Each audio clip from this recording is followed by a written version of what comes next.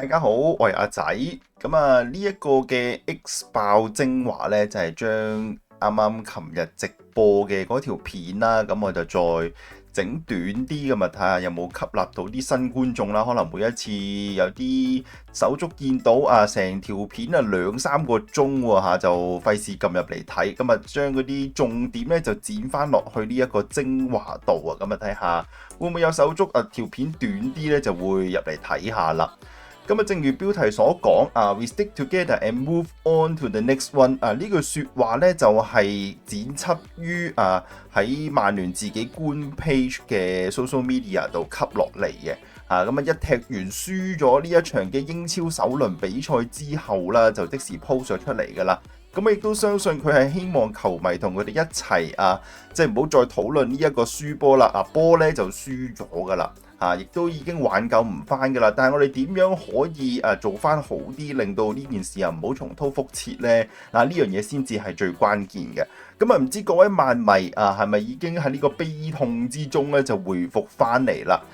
原本可能都要經歷一個星期始終輸咗場咁核突嘅波英超第一輪就對住升班馬，居然0-2慘敗。我相信經過咗星期日嘅比賽之後咧，大家已經回一回血㗎啦。因為除咗曼聯輸之外咧，其實亦都好多英超列強啦喺呢一輪都係贏唔到波嘅。所以甚至乎啲輿論各樣嘢就冇再繼續啄住曼聯先當然都有，但係我覺得個幅度咧就冇咁高即係你唔會話所有人咧都啄住你先因為自己有其他各隊自己唔同嘅球迷都唔敢攻擊你住因為佢自己都贏唔到我哋踢完礦軍用咗4億嘅熱刺又輸咗3-0利物浦呢啲上屆嘅前列分子又贏唔到波仲有一隊亞視無啦啦就30-40分鐘輸緊4-0雖然全場都係4-0但係都係一個幾唔靚仔嘅結果嚟嘅。所以原來喺呢個世界盃嘅後遺症，再加上每一隊有啲增兵，但係佢哋冇乜時間夾完之後呢，似乎好多球隊都係未能夠做到佢哋心目中想做嘅嘢。所以曼迷啦，大部分都係一啲魚蛋論啦即係我點解個串魚蛋少一粒㗎？點解佢哋多一粒㗎？你唔使俾翻我你哋同樣地輸翻一場波先啦。我相信曼聯嘅球迷都好樂於見到其他球隊咧喺呢一周失分嘅。呢集咧我哋都會分析少少啦，關於呢一場波嘅一啲賽後嘅問題即係我相信你要 list 呢一場波嘅問題咧應該我諗你可能講幾個鐘啦都未講得晒應該甚至乎各位係睇嗰啲唔同嘅 page 睇唔同嘅台應該可以列到9000幾百萬樣曼聯踢得唔好嘅嘢㗎啦。當然我哋都會集中睇下最大鑊係咩啦。而其次我哋都要除咗鬧之餘，有冇嘢係喺呢場波度我哋揾到係值得讚嘅呢？我又揾到啲，睇下大家有冇一個咁樣嘅認同啦。先講下少少球會嘢先。喺呢一場波賽前啦，就公布咗26-27年度球員嘅號碼 number 啦。呢個官方公布之後啦，基本上個關鍵位喺2個人度嘅啫。一個就係換咗號碼嘅利士哥佢就由4字頭轉咗去31。之前一路有傳過咧，話可能會俾個1字頭嘅 number 佢嘅，即係想奠定佢喺一隊度嘅一個地位啦。但係唔知係咪因為嚟緊又有簽新球員啦，留翻啲1字喺手先俾一件31號佢。我相信啦喺今屆嘅賽事入邊啦，利士應該都會留咗喺一隊度即係可能係一啲後備出場嘅情況或者係一啲杯賽度咧，都應該會用到利士哥嘅。而另外一個啦，關鍵人物就係拉斯虎啦上場友誼賽佢着起9號波衫，一路都係好少有地曼聯就喺嗰啲出場名單度咧就寫到明而家公布 number 咧就未 confirm 嘅咁啊可能之後會變嘅。咁啊但係最終拉師傅啊揀咗9號波衫，亦都可能係俾一個牽使各位球迷啦，就係拉師傅咧呢一季咧我哋就會繼續用噶啦。無論你中意佢唔中意佢都好，而家俾個 number 係細 number 嚟嘅。咁啊希望佢喺球隊咧亦都發揮得好。咁我估呢一個就係球會俾球迷同埋亦都係俾拉師傅嘅一個訊息，即係你呢一季咧就醒醒定定我哋都係會重用你嘅，希望你交到成績出嚟。咁你睇下啦，呢一季拉師傅究竟可唔可以交到功課俾我哋啦？咁啊，另外一個嘅關於一個轉會消息啦，咁啊之前咧喺頭2場嘅熱身賽啦，迪雲尼已經上過陣㗎啦，亦都俾我哋見到佢有啲乜嘢嘅功架。呢個19歲嘅年青球員啦，就上季其實已經外借咗去蘇超㗎啦，不過就幫一隊護級球隊踢。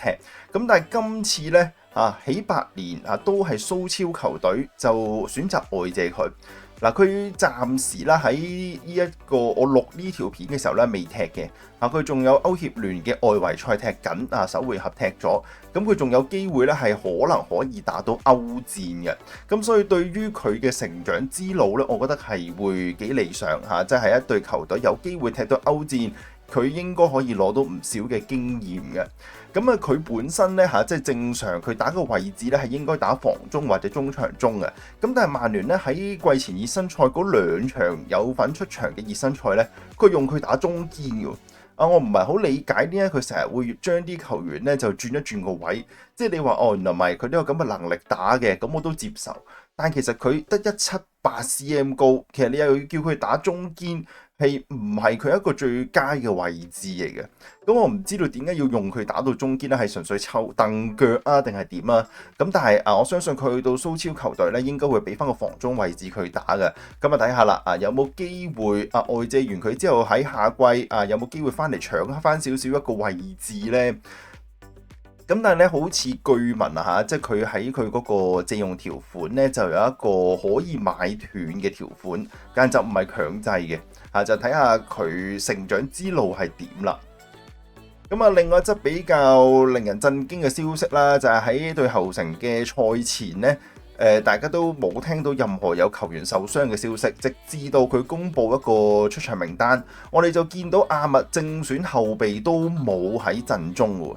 咁阿密喺熱身賽度佢嘅表現，我相信大家都有目共睹噶啦，即係暫時蘇花要做最理想狀態嘅球員呢，我覺得佢係其中一個。咁結果居然就話佢受傷，咁甚至乎啦，賽後有報道就話佢嘅傷患呢，可能要接近要6週先至好得翻。咁如果而家計下數，6週咧基本上係要去到10月先翻到嚟，即係話已經過埋第一個國際賽期，佢先至叫做傷愈喎，仲要未操嘅喎。再操翻起咧，可能講緊10月中或者10月尾嘅時候先有機會見得翻阿密。咁喺一個咁特殊嘅情況臨尾卡叔仲要變一變陣，而亦都影響咗佢本身對後程嘅一個安排。除咗打亂呢一場啦，我相信打後嗰啲比賽呢，亦都有少少嘅影響嘅，即係始終阿密喺右路同阿保姆嘅一個默契呢，其實已經 build up 咗噶啦。咁而家又斷咗一臂喎，應該對卡叔嘅安排嚟講呢，其實都有少少影響嘅。咁亦都令到咧阿密喺每一季嘅季初咧，佢成日都因傷缺陣佢應該都係啲八字唔係好好啊，同曼聯呢一度有少少撞一撞成日都係季初咧就受傷明明好狀態嘅，佢又受傷嘅。咁睇下阿密呢個傷患咧，究竟會唔會真係要搞6週咁耐啦？咁同埋如果當你即係問一問卡叔話，喂，呢啲球員係咪受咗傷啊？嗱，佢嗰啲好隱晦話咧，又唔話俾你聽佢傷乜又淨係答你應該都好快可以翻嚟球場噶啦。嗰啲咧全部都唔好信全部都賴嘢嘅佢話 Mason Mount 嗰啲應該冇問題噶啦，好快出得翻嘅，我哋預防嘅啫。至今未見過 Mason Mount 練波你又知道佢通常講得呢啲咧，一定係大鑊嘢嘅。不過要讚咧就係呢一單嘢，直至到即係記者未見到出場陣容咧，都冇泄露到風聲嘅。似乎團隊入邊嘅內鬼咧，係咪應該捉到啦？應該呢啲消息呢，有人受傷啊，或者隨隊啊，忽然之間唔見咗個啊，應該梗有啲小報啊，梗有啲記者啊，就揾到龍溜呢，就去報嘅。但係呢次一單都冇見過啊！咁啊，似乎個保密功夫做得幾好啊！希望卡叔係真係抽到內鬼啊，唔好再有呢啲事情泄露咗風聲啊，最好啦。咁啊，頭先一路都講，我話即係呢啲輸咗波嘅比賽啦，當然輸一場唔係世界末日啊，我哋仲有好多場可以反彈，而曼聯亦都有過往好多唔同嘅歷史話俾你聽，即係佢頭一兩場踢得唔好呢，之後佢係可以救得翻嘅。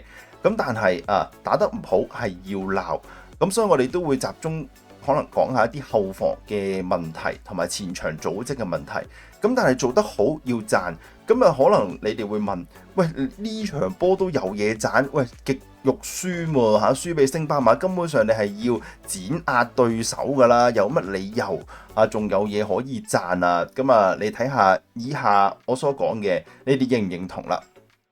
嗱，卡叔咧上一季執教曼聯嘅時候啦，其實亦都好多反對佢嘅聲音嘅，亦都覺得可能卡叔好似冇乜料啫喎嚇，即係啲臨場指揮好似麻麻地嘅喎。咁但係我哋一路鬧住佢就係佢淨係得 Plan A，佢冇 Plan B。佢永遠淨係識得用一招，冇第二招，谷起嗰個士氣之後呢，就靠球員個人能力。呢一個係大家對卡叔嘅一個睇法。而我覺得 Sir 詹或者係啲高層亦都可能係咁睇，所以佢一路而家執教要俾張約佢啦，係所謂係大勢所趨唔係佢哋首選，佢哋應該都對卡叔嘅一啲執教能力係抱有懷疑嘅。咁好啦，呢場波佢做過啲乜嘢要讚呢？上半場好早就輸咗2球噶啦。輸咗2球之後，卡叔做過咩呢？第一開波班球員唔集中，前線逼搶唔成功，佢就嘗試去喐下啲人嘅位置，睇下可唔可以搶得翻個優勢。好啦，呢一個基本嘅一啲操作啦，你輸緊波作為一啲調動，好合理。下半場大家都估佢應該原陣應戰噶啦，之後可能60零分鐘咧就嘗試換人，但佢今次冇。佢第一樣嘢做咗半場，即刻掹走多股，然後就換咗拉師傅入嚟。佢呢一個操作，佢第一佢應該相信拉師傅係可以改變戰局，有啲局面佢改變到。我哋上半場 keep 住強打右邊呢一個不嬲都係卡叔嘅戰術嚟㗎啦。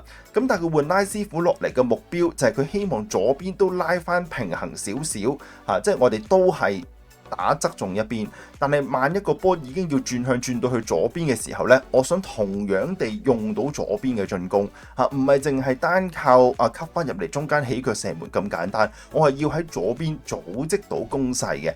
呢一樣嘢，卡叔係有放棄咗自己一路用開嘅嗰套戰術，嘗試去注入一啲 Plan B 落去。呢樣嘢我覺得喺拉師傅嚟到之後，佢多咗 option 呢，佢就夠膽去嘗試。呢樣嘢我覺得係要俾啲 credit 喺嗰個助教團同卡叔自己諗出嚟嘅嘢。先唔好講嗰個成效，當然個成效係失敗啦，因為我哋冇入到波，我哋輸咗嘅場波。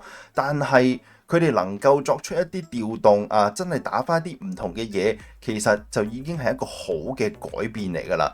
即係我哋卡叔唔改，你又鬧哇一成不變淨係得 Plan A 佢而家嘗試去做好嗰啲嘢冇人理佢冇人覺得佢做咗嘅冇人察覺到嘅，即係最好咁梗係有埋成果啦。咁但係冇嘢可以一步登天㗎，佢冇可能一嘢就突然之間錯4套戰術出嚟，然之後全部用得到啊！你要睇下佢究竟係咪每步都有改善你哋唔中意佢嘅嘢，佢有冇改翻好，或者佢有冇多翻啲嘢令到你中意佢呢？我覺得呢場波卡叔有嘅，除咗半場就換咗拉師傅入嚟之外呢，佢今次嘅換人冇再係大家口中嘅位換位啦，咩前鋒換前鋒，左翼換左翼，防中換防中，閘位換閘位。佢喺第二次嘅調動，佢係文奴同石斯高入嚟換走一對中場嘅，咁亦都好明顯就係佢想嘗試去利用既然對手全員防守啦，可唔可以改一改擺多個攻擊球員入嚟去做一啲唔同嘅嘢呢？我哋見到嘅就係卡叔有去肯去改變。咁而另外一個幾有趣嘅狀況就係嗱，曼聯咧平時不嬲都唔係好中意斬高波嘅。即係佢通常咧嗱，有個冇石斯高喺度咧，佢就斬高波；有石斯高喺度咧，佢就瘋狂俾地波，又唔斬下高波。咁但係呢場波你見到我哋嘅 crossing 咧有39次。曼聯其實平均一路以嚟都唔係打開啲斬波嘅，咁但係佢亦都嘗試知道，既然今日我哋嘅地面進攻咁受限嚇，般奴冇狀態，中場有跌位，又唔係好做到攻勢，不如真係直接試下簡單少少啦。咁亦都見到教練團係有作出一啲嘅修正，嘗試去修復翻個失地。咁當然啦，唔成功嘅，但係我好樂於見到卡叔冇一成不變地去淨係執行自己心目中個套嚇，佢係有套一啲 Plan B 啦，嘗試下用 Plan C 啦，換其他人入嚟去試下啦，亦都有將我哋上半場做得唔好嘅中場組合泰利文斯、山道士同般奴嘅一個模式，佢轉翻去上一次用翻上一季嘅文奴搭住般奴嘅一個狀況，你見到下半場係有順咗嘅。般奴做翻佢一啲傳送嘅工作咧，組織攻勢方面係有多到嘅。咁呢樣嘢我覺得卡叔係應該有少少係要被讚許嘅。咁除咗卡叔之外，究竟嗰個中場問題係咪真係咁大鑊呢？嗱，我就睇好多一啲評論或者係甚至乎一啲台都講一樣嘢，就係話山道士呢場波踢得好差。嗱，我唔知道大家對於山道士嘅表現係點樣去評價，但對於我嚟講呢，我唔覺得佢踢得差，即係我覺得評分如果評佢低嘅話呢，我覺得其實係冇好細心地睇下佢究竟做過啲乜。嗱，如果就咁睇山道士嘅數據呢，其實佢唔係好差嘅啫喎，佢啲數據即係佢啲接得翻個波保護翻皮球各樣嘢咧都做得幾好嘅喎。咁而亦都見到佢喺失第一球嘅時候，整段嘅上半場佢大部分時間本身係踢中場中嘅。泰利文斯打咗嗰個6號位，即係其實佢係負責喺中間度做轉換嗰個球員嚟嘅。咁但係當失到第2球嘅時候呢，咁知道中場真係失咗勢啦，佢就倒轉咗嘅卡叔就將山道士擺咗去6號位，將泰利文斯拱咗上去8號位嘅。咁反而呢，山道士打呢個位呢，仲打得好咗嘅。但係比普遍嚟講，上半場嘅一啲企位咧，我係唔係好滿意嘅。我就覺得佢即係點解佢會咁樣做嘅咧？佢明明打緊呢個中場中，後邊有泰利文斯鬥住，但佢就好容易就甩咗嗰個空間感即係佢好容易就俾人報到佢會企邊然之後咧就俾人好容易打穿咗佢哋嗰個中場位。咁我覺得係因為同佢以前喺車路士踢開嘅戰術有啲關係，即係話其實佢唔係未太完整地摸到卡叔究竟想要佢做啲乜。你可以話係卡叔俾嘅指引唔清晰，但我亦都覺得佢仍然擺咗佢自己喺踢車路士嘅時候嗰個理念落咗去，因為始終佢喺車路士嘅時候，佢仲有一個叫做卡西度嘅人，即係卡斯度喺後邊幫佢鬥住保住嗰個6號位。咁所以其實佢可以做得嘅嘢會輕鬆少少，但係而家泰利文斯亦都唔係咁一個正宗嘅防守6號位，咁所以如果佢需要向前喐嘅時候，咁防守嗰端呢，佢就發現原來我要跑翻去嘅，咁佢先至跑呢，就往往有時個企位就會慢咗。咁但係都係嗰句我覺得尤其是山道士嘅一啲企位呢，喺失咗2球之後呢，佢喺頂住禁區頂嘅附近，即係當要我哋俾人撳住一段時間攻過一下呢，山道士嘅企位其實係非常之靚嘅。佢嘅遮線啦，佢喺出邊即係禁區邊峨眉魚附近，佢頂住嗰個位，唔好俾人衝入嚟嘅嗰個位置感呢，我覺得甚至乎係比上一季嘅卡斯好。可能卡斯即係年紀比較大咗啦，之前咁所以佢就冇乜即係話太多跑動。山道士就利用跑動同埋佢一路及住究竟有啲咩人會走入嚟呢，所以佢就企去專登去擋住佢哋一啲嘅進攻路線。咁呢樣嘢呢，佢係做得好嘅。咁但係你會話喂，我冇見到喎。即係如果我一路睇住場波呢，我冇見到呢啲嘢嘅喎，我就特登呢，我係基本上我校咗5倍速。我將場波重新睇一次，我淨係嗰60分鐘望住阿山道士究竟佢踢咗啲乜，咁你就會見到其實當佢失咗波之後，佢翻喺後邊鬥住位嘅嗰個踢法呢，我覺得係佢打得最好嘅嗰個時段。去到下半場呢，其實我有一段時間直播都講，我就話喂，點解我從來都冇再提過山道士個名嘅呢？就係因為佢已經將嗰個進攻嗰 part 就完全放棄咗，佢就完整地又幫個中堅一齊鬥住最後，咁而其實後程嘅下半場都冇乜點攻啦，所以亦都唔會見到有山道士嘅名字提及到，佢亦都冇參與到個進攻，因為佢主責就係拉咗去後邊做防守。咁其實你會見到佢嘅企位啦，佢做嘅嘢啦，其實係全部稱職嘅，所以我唔認同山道士喺呢場波打得差嘅。我覺得其實佢亦都顯示咗佢呢一個身價嚟到，我覺得係值嘅。問題係我哋點樣利用呢一個球員用佢做啲乜嘢？要俾一個清晰嘅指引佢呢，我相信之後佢係會打得更加好嘅。咁問題就喺另一度啦。泰利文斯又踢得好唔好呢？泰利文斯嘅表現呢，你睇 heat map 你就見到噶啦。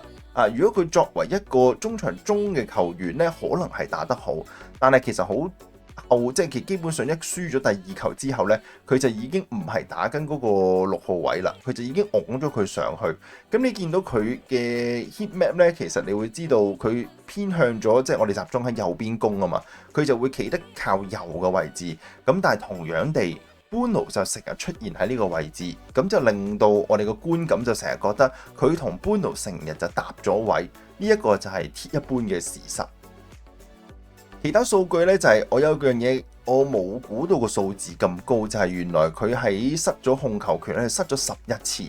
咁你就知道對手係有刻意係瞄住佢嚟攻嘅，就係要佢一攞到波，我哋就夾擊呢條友。佢係似乎就係呢一個6號位噶啦。佢負責打夾佢呢，佢一定甩嘅。咁太容易俾人夾甩咗個波。咁同樣啦，我都係講。即係卡叔俾中場嘅指引唔清晰，令到佢哋分工做得唔夠好，同般奴好似冇夾過嘅一個情況下，而踢到一個咁嘅表現係唔理想㗎啦。但係咪唔可以改善呢？我覺得呢樣嘢第一定要有時間俾佢哋夾。呢一場波其實係佢哋第2場有山道士、有泰利文斯同般奴嘅比賽嚟嘅啫。咁所以佢哋要夾得到呢，其實係難嘅。因為泰利文斯同山道士都係打一個佢哋平時唔係打開嘅一個位置。對於而家卡叔嘅嗰套戰術理念，佢要知道仲要用得到呢，未係咁快可以做到。咁但係我哋究竟要俾幾多長時間佢哋先至可以解決呢個問題呢？咁我覺得你只要俾一個清晰指引泰利文斯，以佢嘅足球練力，我相信佢唔會話太難去消化。而且卡叔佢要求嘅嘢，我亦都唔覺得話難得去邊度。你俾咗個指引佢清晰啲嘅，我淨係要你做呢幾樣嘢嘅啫。其餘嘅時間你就做企翻啱嗰個位就得噶啦。咁我覺得佢唔會做唔到嘅。咁睇下泰利文斯會唔會之後可能即係萬一第時巴列巴加盟之後啦，佢嘅位置上面究竟踢咩位呢？佢收到嘅 order 係咪真係做到呢？我希望佢可以同隊友夾下就令到嗰個進攻就可以流暢啲。咁當然唔少得一定要講一講般奴噶啦，般奴冇狀態係人都知噶啦。佢上半場直頭幾乎失蹤。咁點解會失蹤嘅呢？卡叔今場波嘅戰術啦，明顯就想將佢同古夏擺咗喺前邊做2個嘅假九前鋒。就希望佢哋互相拉扯，令到有空間製造咗出嚟。其中一個咧就可以偷到雞。呢一個就係卡叔本身嘅一個 game plan。但可惜，般奴係唔可以冇球權去踢波噶。即係佢已經喺葡萄牙國家隊試過，人哋有版俾你睇㗎啦。你錯配般奴呢，你就會將佢功力大減。而上半場亦都就係咁，去到下半場，文奴出翻嚟修正翻，要佢做一個主控去負責俾波呢。你見到成隊波係順暢咗㗎。你就知道係唔可以錯配般奴去另外一啲位置㗎啦。你用得佢，你務必一定要將個波交俾佢等佢發板。咁佢狀態唔好，佢做嘅傳送唔得靚嘅話，的而且確有影響。你夠膽就收起佢。但係大家都知，般奴係要靠比賽去操翻起個狀態，而佢亦都應該可能2-3場就搞得掂㗎啦。嗱，玩咗2場㗎啦，而我哋亦都見到喺呢場波嘅下半場呢，其實佢係越踢越好㗎啦。其實已經咁啊，睇下會唔會可能下一場就已經可以回復翻正常水平啦。都唔好話你要谷到有狀態，即係你起碼去翻正常水平呢，我哋已經心滿意足㗎啦。你睇下佢嘅傳送嘅一啲數據啦，你其實見到其實勉強大約係挨到80%左右嘅啫。咁一般嚟講啦，其實般奴平均咧係接近90% 或以上嘅傳球成功率。咁你就知道佢究竟狀態係好到去邊嚇？其實係真係極低嘅啫。而家都仲係未翻好嘅狀態。咁我哋睇下啦，成日話喂，你睇呢啲點知佢哋傳得好唔好啊？睇 percentage。咁有佢哋傳球成功同唔成功嘅路線圖。咁你見到啦，喂，般奴好似都五花八門喎，都傳得幾好啊，好多都成功俾到啊。但係你要記住，大部分呢啲所謂傳送到嘅數據呢，其實全部都係下半場先做出嚟。上半場佢冇乜掂個波咁滯嘅嚇，尤其是失波前，佢完全冇乜點參與到個進攻啊！即係就算我交咗個波俾佢，佢甚至乎撞牆都冇做嘅。一比就失，一比就失㗎啦。咁你反而見到泰利文斯就瘋狂地將個波就轉晒去右邊，即係話其實泰利文斯已經跟足卡叔嘅指示㗎啦。只不過效果唔夠理想啫。咁般奴去翻下半場將個波交翻俾佢啦，佢負責去交波啦。嗱，咁就出現翻呢啲好多嘅橫向傳送前向傳送就全部多翻晒出嚟啦。咁你就知究竟點樣用般奴？我諗都唔係幾使大家買埋擔心，卡叔應該都睇得好透徹㗎啦。咁頭先講話有搭位嘅情況，嗱，我將佢3個嘅 heat map 咧就盡量去淡化咗我試下將佢擺埋一齊，咁你就知道點解我會話點解佢2個會搭咗位嘅。嗱，左邊咧就係泰利文斯，你見到紅色嘅區域啦，就係偏右嘅。嗱，我將般奴嘅搭上去，你就會見到佢哋喺右邊紅色位置呢係有好大個位置重疊咗嘅。咁即係話般奴同泰利文斯成日走埋咗一齊，而佢哋走埋一齊係冇令到個進攻有效咗㗎，係反而令到究竟我係我交定係俾你去做呢？就成日會有一個所謂塞車嘅狀況出現咗。咁但係你睇翻啦，其實山道士呢就冇呢個問題嘅。山道士拍落去泰利文斯度係大家互補咗嗰個問題嘅。山道士般奴搭落山道士冇問題，將山道士搭落泰利文斯度都冇問題噶，都係互相 cover 晒成個中場噶。咁即係話泰利文斯同般奴嘅企位就出現咗問題啦。咁除咗話喂要彈中場，我諗呢啲問題你又睇到，我又睇到，單眼佬都睇到佢哋應該就好快解決到啦，即係俾個清晰指引球權分配安排得好，搞掂你要加自己嘢落去嘅，打分順咗先唔好夾硬將自己能力嘅嘢加落去住跟咗 game plan 行咗先 work 嘅，跟住你先至放自己嘢落去。咁好啦。有啲咩球員踢得比較好啲呢？我相信應該都好多人會反拉斯庫，但我唔係咁睇嘅。拉斯庫喺呢場波下半場出嚟嘅表現，正正就係我哋一路缺乏咗嘅嘢，就係左邊究竟可唔可以同右邊做緊一模一樣嘅嘢？好多人都話喂，拉斯庫落到嚟又攞咗個控球權但最後又俾人拍甩咗最後又唔成功傳到波但係你要睇翻，其實佢成功傳到波同埋佢做到嘅左邊嘅攻勢咧，上半場係從來冇出現過噶，即係話呢一個亦都係我哋一個 X factor 即係我哋將右邊打晒啦，左邊點樣攻呢？佢既可以自己爆落底，又可以吸翻埋大位射，即係佢多股做到嘅嘢，佢做到。而佢亦都同蘇爾係可以做到一個配合嘅。下半場如果大家仲有印象嘅話，其實有2-3球呢，就係拉斯庫一路引住個波吸咗嗰個閘位球員出嚟之後呢，就等蘇爾跌馬上嚟，然之後將個波交落去底線度，再由蘇爾傳中傳翻出嚟其實曼聯上季都好少打呢套戰術，咁而家多咗一範可以做，亦都係俾卡叔可以靈活調動到啲球員我究竟對住啲咩球隊可以用呢招呢？其實就係已經話埋俾你聽係 OK 噶啦。掌中呢位球員麥圭佢就既可以鬧，亦都可以讚。失波一定關佢事後防嘅一啲問題呢，佢都係其中一個主因。但係之後佢嘅表現呢，我覺得基本上就無可挑剔噶啦。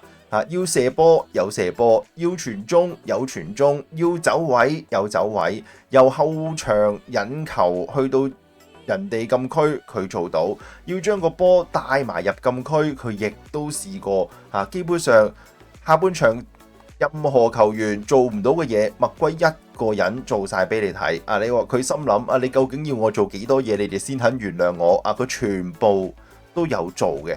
但係後防嗰個問題唔知道究竟要搞幾耐，或者係用人嘅配合或者係練死球嘅防守呢啲全部都係顯然易見嘅問題，即係唔係話喂你遇到一啲對手你先至會出現呢個問題，唔係佢哋遇到任何人都中翻相同問題，咁就係你點樣集中翻精神去解決呢樣嘢啦。呢個就只可以靠練波練翻嚟嘅啫。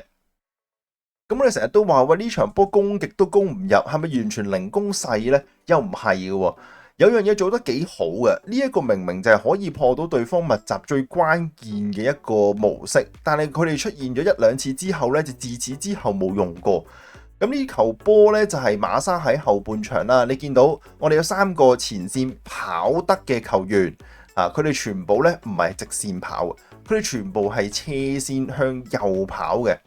有多股，有股下，有保姆，呢一樣嘢其實係最理想噶啦。你一路打斜跑，對面嘅防守球員佢係多咗時間回防，但係佢要諗嘅就係究竟邊個負責去接應呢一點呢？佢究竟俾個波落去嘅時候係保姆自己跑落底股下喺個中間接應定係佢橫直一嘢交個長傳係比較多股嘅呢？其實後防係最怕呢啲波嘅。根本就唔知道你係想攻我呢邊定係攻另外嗰邊。咁但係佢哋走完位之後啦，估下呢個波冇越位嘅情況下，佢指一指你交嗰邊啦，我跑噶啦。保姆亦都好醒，冇繼續跟入去嘅佢就負責引人走嘅啫。多股你見到直頭收步將嗰個防守球員呢盡量拖延1、2個人喺佢身邊，咁佢已經好成功噶啦。咁當然最後馬沙就交咗去俾古夏啦，咁然之後古夏呢就射唔入嘅嗰個波，但係呢啲咁明顯地可以扯散對方嘅防線，亦都冇話真係做好多次，咁我就唔理解啦。雖然頭先講話喂右邊咁樣將個波交向前邊我哋3個球員斜右跑就話 work 啫，喂左邊得唔得呢？其實左邊一樣得㗎喎。我倒轉由左邊發動攻勢，我成班人向翻左邊跑呢，一樣做到嘅，所以亦都傳到，甚至乎我係咪一定要用馬沙同埋蘇爾2個閘位球員去傳呢啲波呢？唔係噶，我可以用中場嗰個球員嘅，即係泰利文斯或者山道士，佢哋亦都有咁嘅能力去交呢啲波嘅，即係話唔係單一球員先至做到呢啲攻勢。無論你擺泰利文斯、擺山道士，甚至乎可能係文奴或者班奴，其實佢哋全部都可以交到呢啲波。而前面嗰3個球員無論係多股、股下、保姆定係石斯高，佢哋亦都可以同步地做到一樣嘢就係一齊走向同一邊令到對手都唔知你會交俾邊個。我覺得呢樣嘢係要練嚟打呢啲密集防守呢樣嘢係務必一定要做噶啦。咁除咗頭先我講話斜走之外啦，你一依球呢就係我用嚟話俾大家聽，蘇爾並唔係大家口中所講話你已經跌鑊跌到完全冇功用嘅一個左閘球員。好多人成日怪責蘇爾，你睇下右邊咁樣攻上去，馬沙冚到上嚟幾乎要射波噶啦。蘇爾點解成日都喺後邊唔上嚟噶？其實佢唔係唔想上係佢跟咗卡叔嘅戰術，就係卡叔嗰套係根本唔allow左邊嘅閘位球員攻到咁上，因為佢就係負責翻落去包波嘅一個球員，而且大家都知蘇爾嘅年紀唔細㗎啦，佢亦都冇一個長時間90分鐘瘋狂爆落底嘅能力，咁即係話我要留翻啲力喺下半場，可能要用呢一招嘅時候繼續用，所以佢下半場換咗呢一套模式之後啦，蘇爾喺進攻方面係冇問題㗎，你見到佢同拉師傅嘅配合係 keep 住都喺左邊人哋禁區邊度出現㗎，即係話佢係可以做到呢樣嘢。佢係唔做啫，佢唔係做唔到啊！咁你見到呢個波都係噶，拉師傅去到邊，最後蘇爾喺呢個位度傳翻出嚟。當然啦，就因為嗰個兩個後承球員係閘到佢個波啦。如果唔係你睇下保姆中間其實已經空咗，佢走甩咗啊！所以其實如果做多啲呢啲咁樣嘅模式你又突然之間落下底又突然之間斬下波咧，對手其實係難防嘅。而我哋啲球員亦都可以做到呢樣嘢嘅。咁我哋講下失波啦。第一個失波咧係嚟自角球嘅。咁角球斬出嚟啦。嗱，你而家見到圖中圈住咧就係關鍵位置，但係其他咧我哋係冇走甩人嘅。由前邊開始直至到遠處，我哋全部都係人盯人，係跟足晒嘅。咁個問題喺邊度咧？當個波黃圈咧就係嗰個波嚟嘅。斬咗落前柱俾人頂到嘅時候，中間位置麥龜馬沙攬住一個人，你都仲叫做 mark 得住啊，係咪先？但問題喺最遠處天堂哥就係問題啦。呢一刻對手麥班尼已經衝緊入去，佢仲望住個波，既冇捉得實個人，亦冇跟翻住個波。我係唔理解呢一個防守模式嘅，因為通常呢，你冇經驗啦，你就會望住個波，咁你好自然地就係一路跟住個波嘅軌跡去啦。即係你見到個波喂揼嚟遠處咯，你應該繼續去遠處嗰個位噶嘛。佢又唔係喎，佢又望住個波，但係佢又冇跟住個波跑，而佢亦都冇跟住個人跑，因為有啲防守球員係好極致噶嘛。我收到 order 我就要睇住對面個9號，咁佢就全程唔望波，總之個9號去邊，佢就一路追住佢噶嘛。佢既冇咁樣做，亦都望住個波，但又冇跟住個波跑。我覺得呢個係一個超級大嘅防守失誤嚟嘅。咁你見到啦，最後走甩咗人啦，俾對手氣到腳啦。羅記咧都話我盡夠我已經救到幾多得幾多。佢成功拍到個波喺8界前拍翻出嚟噶啦。咁但係問題就嚟啦。我唔知麥龜發生咩事，佢係好中意捉住某一啲嘢。咁今次就捉住佢自己有掹住咗馬沙。如果呢一刻佢唔係捉住馬沙，佢掹住對手嘅球員呢，應該冇咁輕易俾人射得入。呢個其一。而佢唔掹住對手球員，佢冇掹住人，其實馬沙都可能一齊跟得住，唔會咁輕易俾對手射入。咁偏偏就淨係掹住馬沙。咁有手足喺直播話：究竟會唔會係色盲啊？應該就唔會嘅。你點 mark 都好啦，冇理由mark 住佢自己有你話睇唔到嘅顏色衫都話，咁有手足咗，因為佢之前踢過後承，咁所以咧就應該會對後承件衫咧有少少眷戀，就以為自己踢緊後承。咁但係你 mark 住個人着白色衫噶喎，係咪因為唔係紅色衫即係嗰個就以為係對手咧？我唔知道麥龜呢一下搞乜就出現咗一個咁樣嘅防守失誤。佢唔係第一次噶啦。我哋亦都成日見到麥龜係好中意 mark 住自己有嘅。咁即係話麥龜就係做咗頭先我講天堂哥嘅兩樣嘢嘅其中一樣。我唔理乜嘢事總之我就掹住一個先咁我掹住咗個對手，佢一定係走唔甩我嘅防守區域噶啦。咁但係就錯掹佢自己有今次。咁失第二球係一個罰球斬入嚟嘅。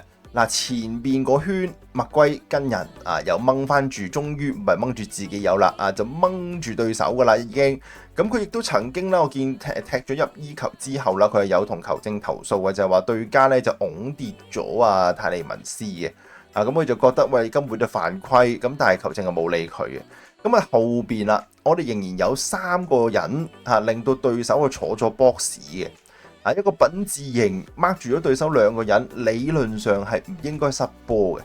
咁啊，結果個波斬到落嚟嘅時候，嗱，泰利文斯俾人拱低咗啦，麥圭頂唔到個波啦，後邊嗰兩個球員呢，就冇好貼住準備迎頂嘅球員。一個就係馬沙，一個就係蘇爾。蘇爾兜外圈就諗住翻入嚟 cut 啦，cut 翻住頂住個位啦，結果就真係揼落佢嗰度，俾人搶點成功啊，輸呢一球。咁但係問題又嚟啦，天堂哥呢，其實佢都唔係全力追得到個人嘅。睇翻上一格呢，人哋係喺出邊嘅，佢係掹得到嘅，係緊貼嘅。但當個波去到嘅時候咧，人哋係居然有一個完整一隻手嘅手長嘅身位咧，已經係過咗佢。咁所以我覺得天堂哥喺練習防守死球嘅時候咧，要真係下啲功夫啊！一係你就揀死跟住望住個人唔好望落點。其次就一係你就望住追住個波，你有一個信心就係你一定頂得到嘅，你就跟住個波個方向去。天堂哥係真係有大問題啲嘅。身體對抗啦，即係我覺得無論蘇爾啦、馬沙啦、天堂啦都係差嘅。咁我覺得呢啲咧都係有少少狀態嘅問題即係唔係好集中。如果你集中啲咧，你唔好俾對手攝到個位咧，其實都未必要使輸呢啲咁樣嘅罰球嘅。咁所以呢兩個防守死球嘅問題啦，希望喺呢一個星期等佢哋快啲要改善到噶啦。咁最後就係輕易俾人頂入咗。咁除咗呢兩個失波之外呢，咁其實我覺得仲有一個幾關鍵嘅就係究竟前場緊逼嘅嗰個問題我想同大家一齊睇下。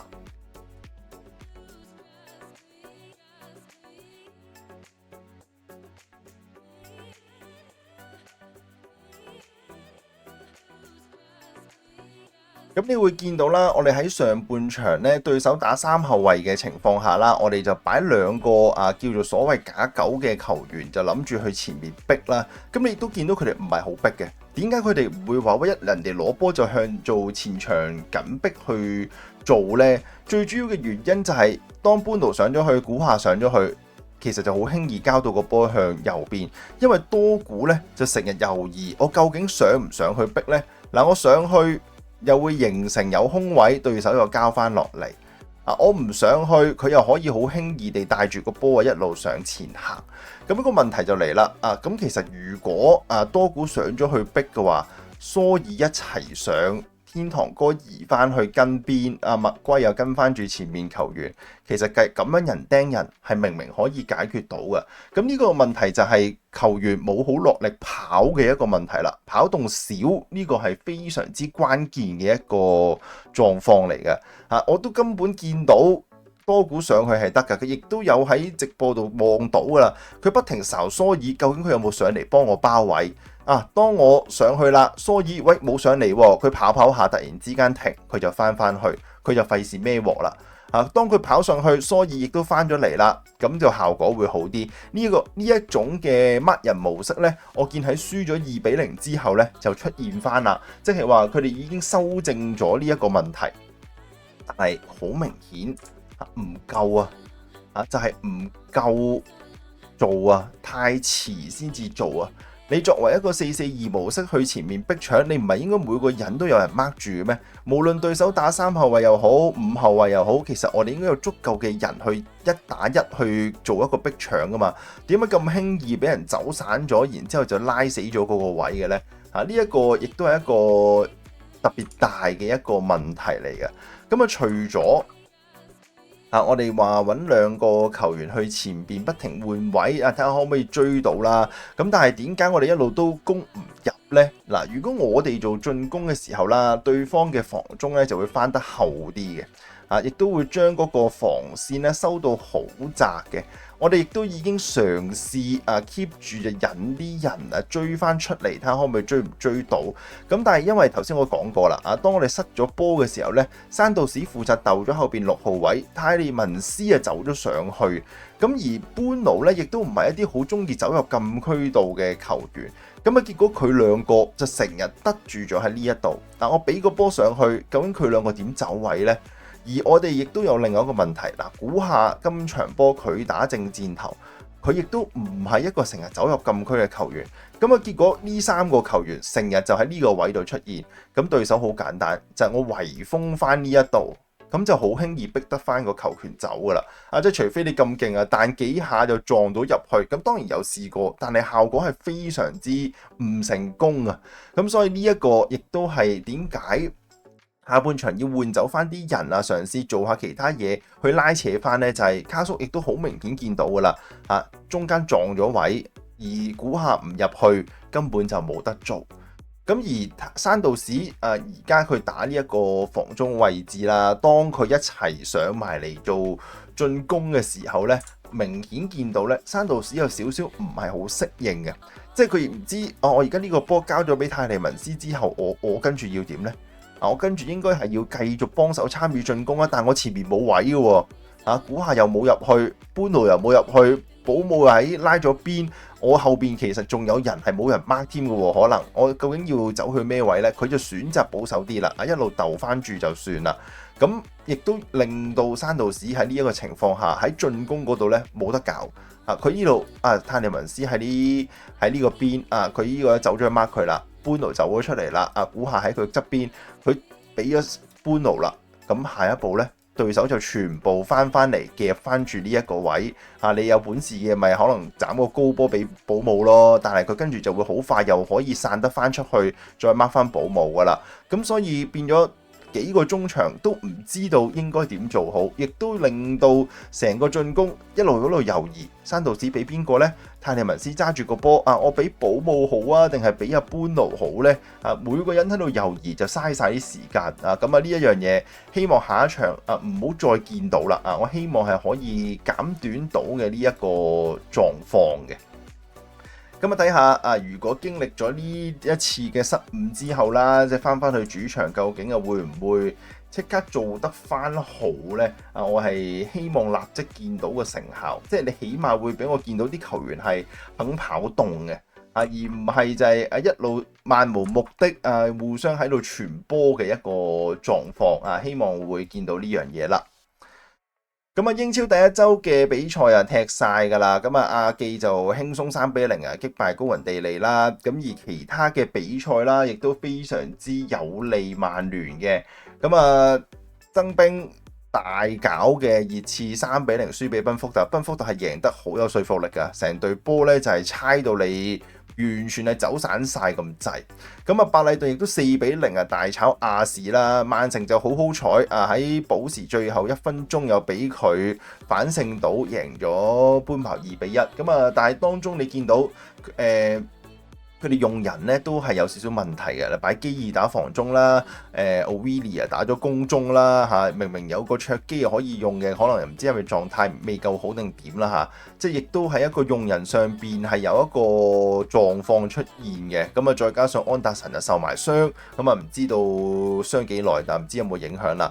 而利記亦都憑住最尾1秒鐘何爾送嘅一個12碼就逼和對手2-2，即係卡素本身已經好大問題㗎啦即係佢自己亦都冇晒啲主力啦，更衣室入邊又唔係好團結啦啲球員又話想走啦，咁但係佢踢出嚟亦都可以壓制到利物浦咁所以上一屆嘅英超前列分子咧，好多都遇到有問題啦。咁而啱啱踢完嘅車仔對富林啦，車路士亦都3-2擊敗富林。但係整個過程啦，我覺得富林踢得唔差喎即係喺我覺得艾比路亞本身套戰術都麻麻地嘅情況下，車路士防線都係爭啲喎。咁似乎英超呢一個嘅季初呢，真係叫做你班球員有啲狀態呢就會攞到分你未夾好，狀態唔夠好嗰啲呢，失分機會呢，我覺得非常之咁大嘅。